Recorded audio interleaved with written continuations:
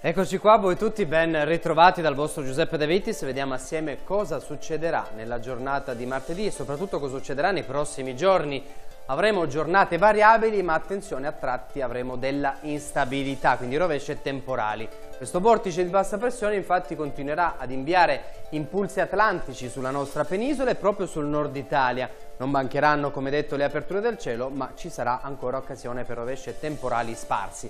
Al mattino martedì avremo già molte nuvole su zone alpine e prealpine, su zone pedemontane con rovesci di pioggia e temporali soprattutto sul Friuli Venezia Giulia. Insisteranno i fenomeni anche intensi nelle ore pomeridiane, soprattutto sui rilievi e su zone, vedete, di pianura limitrofe, qualche acquazzone, rovescio di pioggia anche su zone occidentali del Veneto. Poi però in serata i fenomeni cesseranno quasi dappertutto, tranne che sul Friuli, ove ancora ci saranno dei rovesci di pioggia o dei temporali. Ma tenderà a migliorare, venti deboli, qualche colpo di vento nelle zone coinvolte dai temporali.